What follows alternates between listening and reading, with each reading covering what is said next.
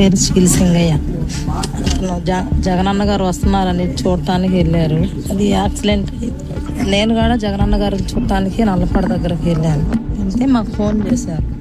Phone చేస్తే మేమేమన్నా అక్కడ నుంచి హాస్పిటల్కి బాగానే ఉన్నారు, బాగానే మాట్లాడారు. మా ఇద్దరు పిల్లలని చెప్పారు, మా ఊరు పేరు చెప్పారు, మా మామయ్య పేరు చెప్పారు, మాకు నా పేరు కూడా చెప్పారు. మరి హాస్పిటల్ తీసుకెళ్ళారు. ఫోన్ చేయగానే మేము వెళ్ళాము. అంబులెన్స్లో ఏమైందో మాకు డౌట్గానే ఉంది. అంబులెన్స్లో ఏమన్నా చేశారేమోనని. అదే జగనన్న గారంటే మాకు చాలా అభిమానం. కానీ మమ్మల్ని ఎంతమందో వచ్చి ఇబ్బంది పెట్టినా కానీ మేము ఆయన గురించి మాకు అండగా ఉన్నారని జగనన్న గారు. మేము వాళ్ళకి ఏది కూడా మేము చెప్పలేదు వాళ్ళకి. ఎందుకంటే మాకు సాయం చేసే నాయకుడు, మా అభిమానం ఉన్న నాయకుడు ఆయన. పోలీసులు వచ్చారు, వీడియోనే చూపించారు మాకు వాళ్ళు. మరి లోకేష్ గారు పంపించారు. మేము కూడా మీ అసీలమే అని చెప్పారు, మీ కులస్తులమే అన్నారు.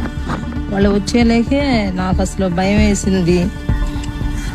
వేసి మేమైతే ఏం చెప్పలేదు. తర్వాత లోకేష్ గారు పంపించారు అని చెప్పారు.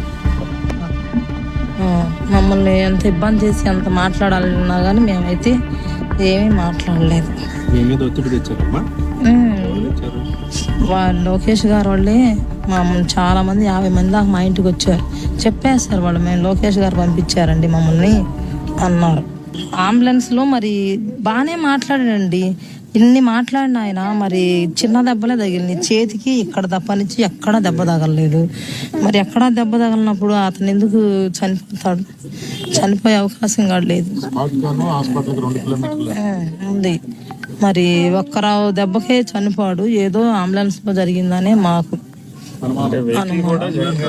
మరి జగనన్న గారు మా పార్టీ వాళ్ళు వచ్చి మేము తీసుకెళ్తాం, మా అతన్ని మా పార్టీ నాయకుడిని మేము తీసుకెళ్తాం మా ఆటోలో అన్నా కానీ వాళ్ళు అసలు ఒప్పుకోలేదంట. అంబులెన్స్ రావాలి, దానిలోనే ఎక్కించుకుంటాము అని చెప్పారు.